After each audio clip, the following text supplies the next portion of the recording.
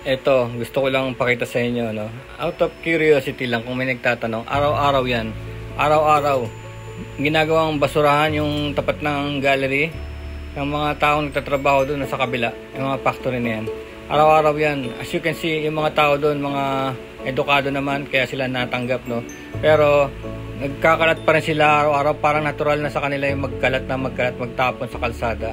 No, yan ang typical na Pilipino. Kaya minsan yung ibang tao nagtatanong sa akin, bakit hindi raw gumawa ng mga vlog na tungkol daw sa pagkakalat, no? Sana raw huwag sila magkalat. And as you can see, matatanda na yung mga tao na to at natural na sa kanila yung magkalat. Parang ginagawa pa nila yon para kunwari daw may trabaho yung nagwawalis, no? Marami akong narinig na ganyan na mawawalan daw ng trabaho yung tagapagwalis ng gobyerno kung hindi rin sila magkakalat. Ganun pang prinsipyo. Ito ay mga adults, hindi ito bata. Araw-araw yan hanggang doon sa kapitbahay ko.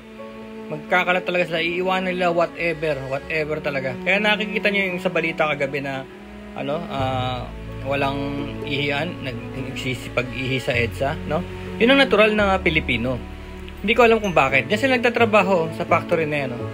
Hindi ko lang alam kung bakit. Kumbaga sinasabi nila, gusto kong tumulong sa pagunlad ng Pilipinas o gayon. Nakikita niya ba yung parang ihi-ihi pa sa kanto, no?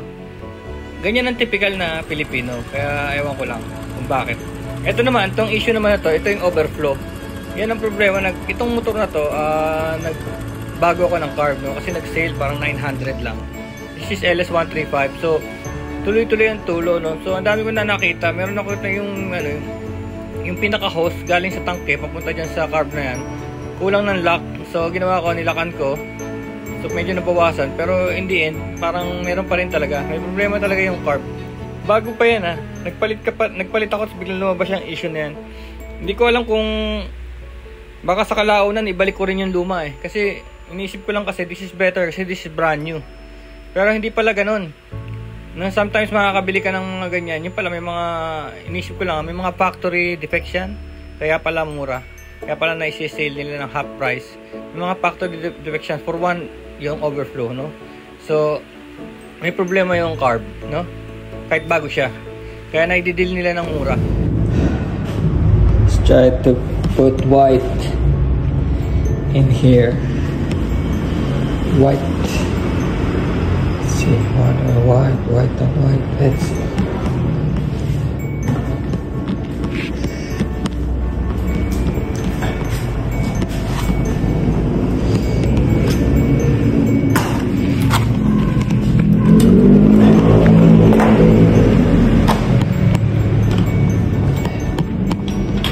White here, white.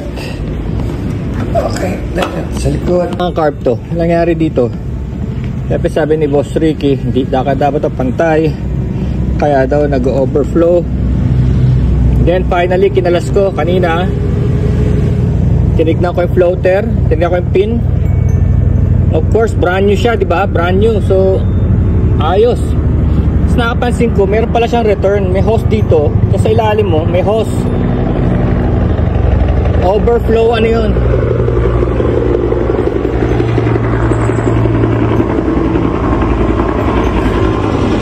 Huey helicopter, World War II helicopter, buhay pa, no? So, ano siya?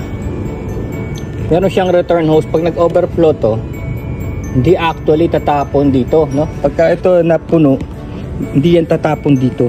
Hindi mag-overflow. Meron siyang parang tube, no? Tube para doon pupunta. Tapos yung tube na yun, alam nyo saan pupunta? Dito pupunta, dito, dyan. Meron siyang hose. Tapos yung hose na yun, naputol siya. So, either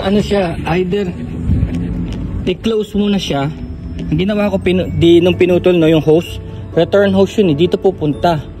So, nangyari na open siya, no? Parang alam mo yun, nagkaroon siya ng access dun sa outside air. Kaya, yung laman nito, natatapon. Kasi meron siyang outside air, di ba? Yung liquid, pagka in a vacuum, hindi siya lalabas, eh. Nagkaroon siya, galing dun sa putol na hose. Ngayon, mangyari, kinlose ko na lang yung hose. Maikli na lang yung hose dito.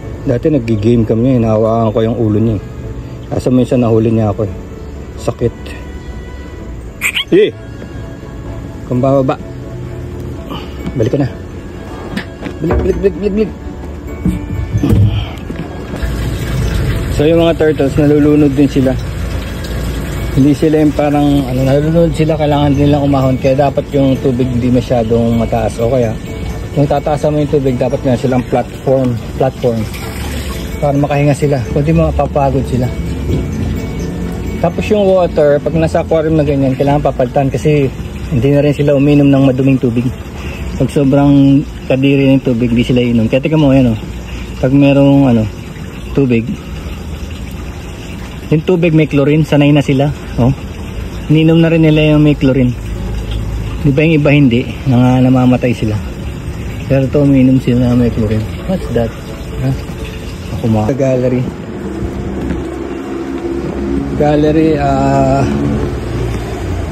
Pinturahan natin to.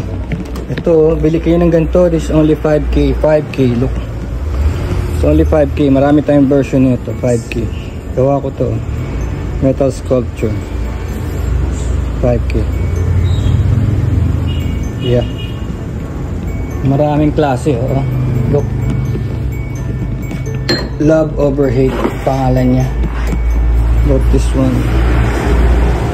Hotel, ha?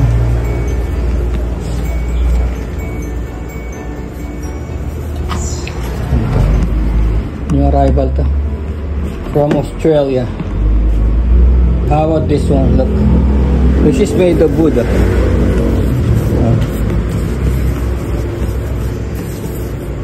This is made of wood. See? Herrera. El Herrera. Made of wood. Black or white. It's the same. Same beauty. Whatever your color is, it's the same beauty. Of course, we have this one, and then ito yung mga robots natin na may sensor. Pagka lumalapit ka sa kanila, gumagalaw sila. Ayan, namatay, di ba? Then when you enter, see, 1.5 meter, it goes. Scanner. And of course, dito nga tupagin natin, this is the luxurious childhood. Your luxurious childhood. Alam mo kung bakit? Bakit tinatawag ng luxurious childhood? Kasi itong mga laruan na to ay mahal. Mahal siya. Ko-compile ko. Marami akong ko-compile na ganito. Lalo na yung mga dolls, yung porcelain dolls. Kung sino yung mga batang may childhood about the porcelain dolls, meron ako nun. Unahin muna natin to, ha. Pero syempre, this art is not gonna be cheap. It's around 50K to 100K. This alone is 5K. This robot alone, Voltes 5, is 5K. And this is Deimos. Part also of my childhood, no? So yan, ito, of course. Mga luma na itong mga toys na to, hindi na to available sa market ngayon. This is from the 90s. So kaya yung title niyan is My Expensive Childhood, no? So this one, ang gagawin natin dito is paint it in white. Of course, gagawin natin to anay proof, no? Kasi yung pwedeng ilagay ito sa mga rooms and museums nang hindi siya anay proof. Pero these are wood na bago to. Galing to sa mga modern hardware. This is kiln dry, tawag nila. Dry yan, dry. Also this one. Ito naman, ito yung human person na with electronics. Kasi fascinated ako sa mga itsura ng mga electronics. Of course, layman people, hindi nila nakikita yan. Dahil yan ay nasa loob ng mga DVD, car stereo, no? Hindi nila nakikita yan. Gusto kong ipakita kung anong loob. Marami rin ng artist na kagaya ko. Kaya lang iba kasi kinukulayan nila. Pero may nakita na akong artist, yung George yata. Hindi niya rin kinukulayan. Kasi gusto ko nga ipakita sa inyo yung loob, eh. Oh. It's so fascinating. This is a tape deck, oh. Ito yung tape deck. Noong unang panahon, ang music namin is hindi Spotify, kundi tape. Kasi itong loob nun It's all about gears and readers and no. Kaya pag nasisira ang mga to, ang problema is the belt. Ito, may belt to eh. Belt driven to eh, no. Dito yan nakapunta, may belt dyan. Parang rubber band. So yun ang nasisira. Kaya yun, na-repair namin yun. Bibili ka ng mga ano. So ito yung sa Colorado, no. Pag sinabi mo sa Colorado, yung tignan nyo yung Colorado automobile display. Ito yun. Ang gagawin mo doon, dadaan ka sa Colorado Desert, magdadala ka ng spray paint, makiki-spray ka sa mga kotse na yan. Kaya ang kapal ng ano niyan, alam mo ang paint ng kotse, ganito kakapal na. 1 footer na sa sobrang dami ng spray. Kasi pag may dumadaan, ba, kakaspray mo lang, lalagay mo yung pangalan mo dyan, di ba? Tapos ng isang oras, wala na naman yun. Wala na naman yung pangalan mo, natabunan na. So it will only live on your on your Instagram page, Facebook page yun. Digital lang yung attempt nyo na na pag-drawing. Doon lang ma-immortalize yun. So this is the Trollmaster.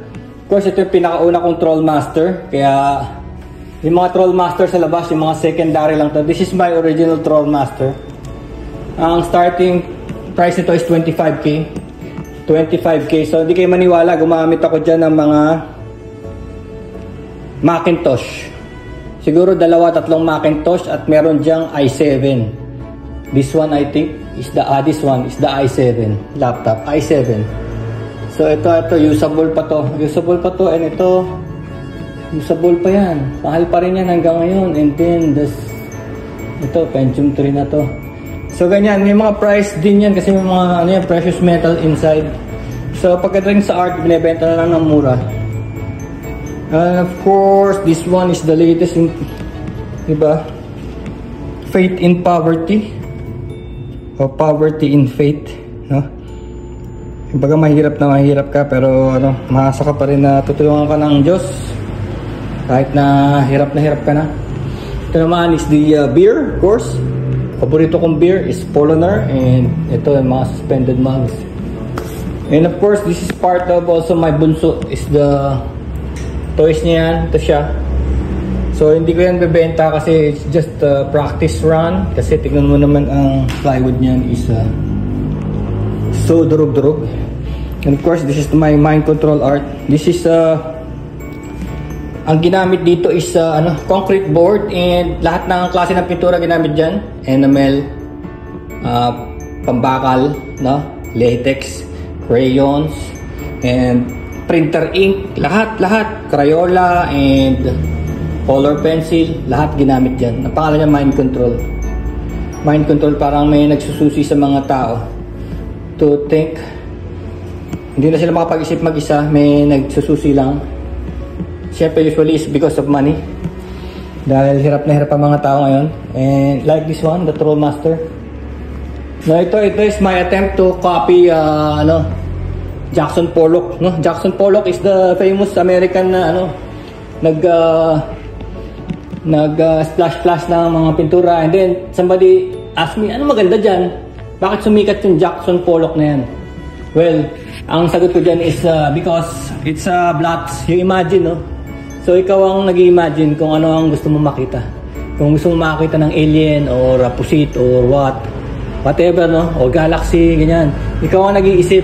Kaya yung mga art na ganyan, ang isip mo ang nagdo-drawing, no? Hindi actually literal, no? Like this one. Ang tawag ko rito is burnt poodle, no? Burnt poodle siya kasi parang poodle para sa akin. Pero actually, it's burning only, no? So, bahala ka na kung anong iniisip mo. Burnt poodle. Ang ginamit ko dyan is welding machine. Of course, this one is the vintage parts. Like this one is 1973. Control system, 1973. So, ginawang parang robot. Kasi na-inspired din ako. May nakita rin ako ganyan sa Pinto Art Museum. Of course, this is a real live skeleton of a bobcat, which is legal naman. Ang ginamit dito is sand and glue. Tapos lalagay mo yung sand, ganoon, para tunay na sand. And parang inflation. Ang title nito inflation, no? Due to inflation, magiging butot balat ka na lang.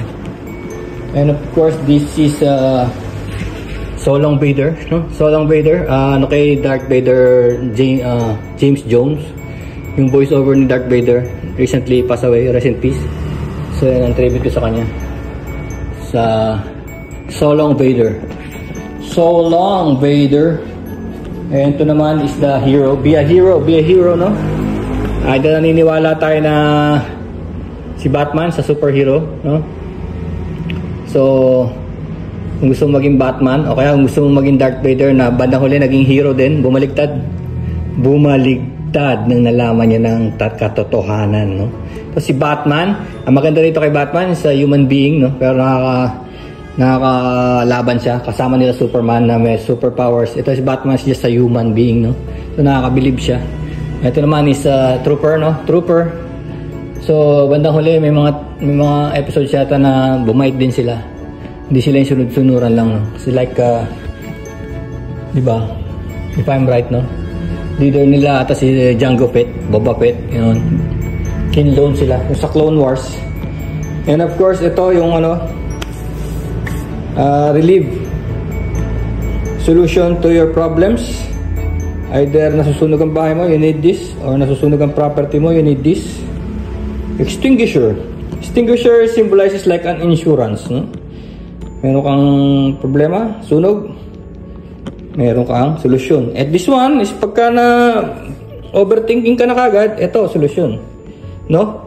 And the other solution is you pray to God to help you with your problems. So choose your choose your relief. Choose your relief. This one is the cross, old wood, and then this is the old Bible. No, old Bible with inscriptions. Tapos maganda dyan, if you come near, mabasa mo yung mga excerpts ng Bible. One way or the other, makakabasa ka and baka tamaan ka ng mga Word of God. And then this one is you can talk with and have a gun like Francis M. Naman, peacemaker. No? Ang hirap abutin ng peace dahil may mga baril ang mga tao, may mga nations, di ba? Parang sinabing, let's have peace, pero naka-ready mga baril, no? Armas. So that's how we are bilang tao. Self-destructive, and this one is the LGBT community. Ginawa ko lang yan, mga blocks. Yan, and then this one is like part of the Trollmaster system. Ito naman is like a guitar.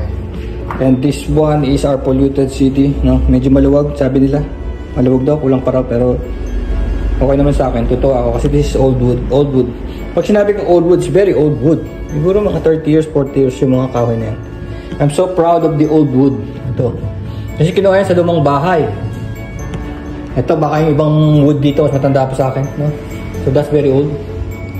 Ito, tignan mo mga old wood. Tignan mo, look at the old wood, look at the new wood, no? Yung modern wood, kitang-kita mo, it's plywood. Not like the old wood, no? This one's an old wood. And this one is not manipulated. This is a real 40-year-old bubong. Parang bubong sa mga, alam mo na, less fortunate people. Talagang tunay yan. Hinahanap pa namin yan. Kasi yung ibang gumagawa niyan, ginagawa nila yan sa resin and then try to imitate the rust. Ito hindi. Mahirap i-imitate yun. Imitate. Mga tunay na rust. Okay, let's go. Bumaba na to and we'll bring this tree at the back para pinturahan. Okay. That was good. Ito is inspired ko to sa mga modern artist din. Liechtenstein. This is Liechtenstein style of yun. Yung mga art niya, nakapatong-patong, overlapping. Liechtenstein style yan. And then this one is like Matisse, no? Kaibigan ni Picasso, it's like a Matisse artwork yan. Ito mura lang to. 1K lang yan mga yan. 1K yan. Pwede benta ng 1K yan. The other ones will maybe 5K and more, no? Okay. Let's go. Pala, andito ako sa bahay ngayon. Wala ako sa work kasi it's Thanksgiving Day sa Amerika. Wala kaming pasok and Happy Thanksgiving Day sa mga taga-USA. Thanksgiving Day. So, dito sa Pilipinas, sabi, sineselebrate din daw yun. Pero, ewan ko, wala pa ako narinig na kaibigan ko na nag-celebrate ng nag-iya. Sabi, come to my house, Thanksgiving Day. Wala ganun. Kaya, ewan ko kung totoo yun sa nakita ko sa internet. So ito naman is my tiny collection, miniature collection. This is my first gouache. Nung nag-aaral ako mag-art, maybe 3 years back, it is my first gouache. Pero hindi na ako bumili ng gouache kasi marami naman palang iba. Pero iba kasi yung gouache, maganda yung kulay niya eh. Kita mo, neon. Yan o. Actually, this is my collection eh. Mini lang siya It's not for sale, pero if the price is right, pwede ibenta. Kasi baka ilagay ko siya sa case eh. Casing. Okay. So this one is the shield, no? The Lord is your sword and shield. So ilalagay natin sa isang plate. Pero bago natin mailagay yung kailangan butasan dito. And ito yung gagamitin pala natin. Wow, what's that? May kultura. Ito pala yung gagamitin natin. Dream Coat Flat Latex. Flat latex kasi pagka flat hindi mabaho. Ito yung tinatawag nilang bio.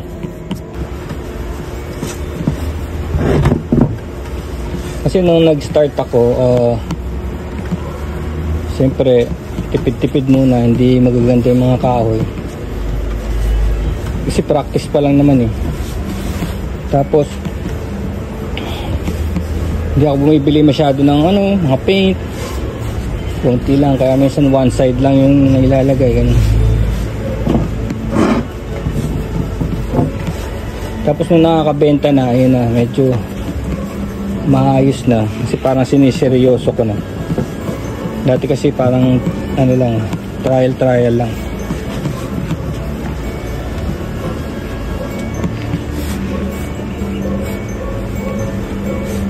Pero syempre doon sa mga ginagawa ko, malaking bagay pa rin yung vlog. Kasi kahit pa paano, yung vlog nakakatulong din. Nakakabayad ng mga something, mga materials, ganun. Ito, hindi mabaho to. As you can see, wala siyang amoy. Tapos, yan.